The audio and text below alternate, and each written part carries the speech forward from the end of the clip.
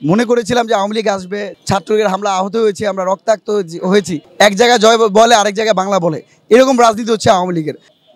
13 তারিখে আওয়ামী লীগ বলেছে মাঠে নামবে, এটি নিয়ে আপনার মতামত কি? আমরা শুনেছি আপনাদের মতো যে 13 তারিখ আওয়ামী লীগ মাঠে নামবে, কিন্তু আপনি সাংবাদিক কর্মী হিসাবে কোথাও কি আজকে ঢাকায় বাংলাদেশ আওয়ামী লীগের নেতাকর্মী দেখতে পেয়েছেন?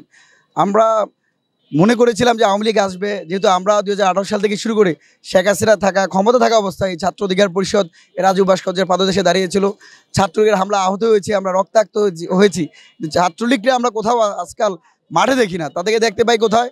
তারা ওই যে আইএসআই জঙ্গিদের মতো মুখে মাস্ক, চোখে মাস্ক, পিছনে এক জায়গায় জয় বলে আরেক জায়গায় বাংলা বলে, এরকম রাজনীতি হচ্ছে আওয়ামী লীগের। আওয়ামী লীগের যে কর্মী বলতে এখন আমরা যাদেরকে বুঝি, আওয়ামী লীগের কর্মী তারাই যারা মাদকাসক্ত, যারা নেশায় আসক্ত, যারা আমাদের অনেক মানুষ আছে ছিন্নমূল, যারা খেতে পারছে না, তাদেরকে হয়তো কিছু টাকার বিনিময়ে আমরা যাদেরকে টোকাই বলে থাকি, তাদেরকে নিয়ে তারা নাশকতা করার চেষ্টা করছে।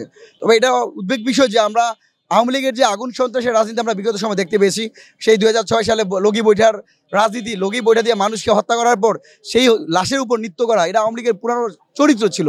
আমরা ভেবেছিলাম 2024 সালে এদেশের মানুষ থেকে বিতাড়িত হয়ে, এদেশের মানুষ যেভাবে ঐক্যবদ্ধ হয়ে শেখ হাসিনাকে বাংলাদেশ থেকে ভারতে পাঠিয়েছিল, আওয়ামী লীগ যুবলীগের সন্ত্রাসীরা ল্যাজ ঘুরে পালিয়েছিল, তারা হয়তো আবার তাদের ভুল বুঝে অনুশোচনা হয়ে অনুতপ্ত হয়ে দেশের মানুষের আবার ফিরে আসবে।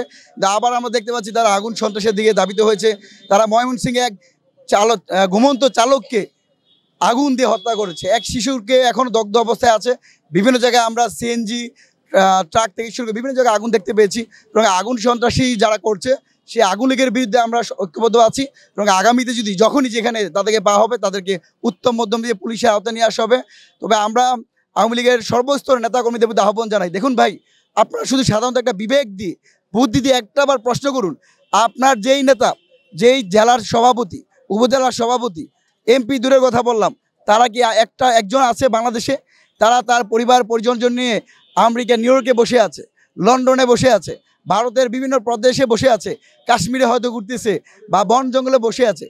তাদের নির্দেশনা শুনে যদি আপনি কোনো মানুষকে হত্যা করেন, তাহলে এদেশের মানুষ তো আপনাকেও হত্যা করতে পারে, আপনার পরিবারে তো লাশ চলে আসতে পারে। সুতরাং তাদের কথা না শুনে জনগণ যদি তাদেরকে প্রতিরোধ গড়ে তোলে, তাদের কাউকে কিন্তু পাবে না, পাবে আপনাদেরকে।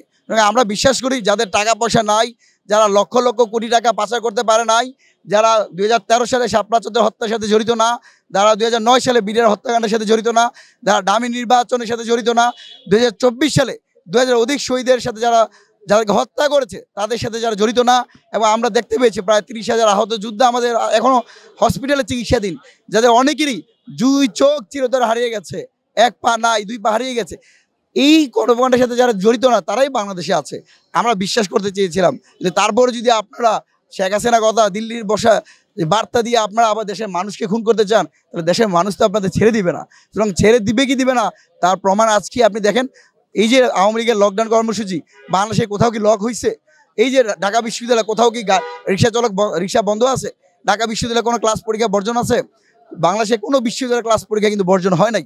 বাংলাদেশের রেলওয়েতে রেল চলছে, বাংলাদেশের নৌপথে নদী স্টিমার জাহাজ চলছে, বাংলাদেশে বাস ট্রাক থেকে শুরু করে সকল কিছু কর্মকাণ্ড চলতেছে। সুতরাং আওয়ামী লীগের ঢাকা লকডাউন বিগত সময় যেভাবে 24 সালে রেড কার্ড দেখানো হয়েছে, লাল কার্ড দেখানো হয়েছে, বৃদ্ধাঙ্গুলি দেখানো হয়েছে, একইভাবে আওয়ামী লীগের ঘোষিত আজকে লকডাউনকেও এদেশের ছাত্র জনতা ঐক্যবদ্ধভাবে তাদেরকে লাল কার্ড দেখিয়েছে। ঠিক আছে, থ্যাংক ইউ।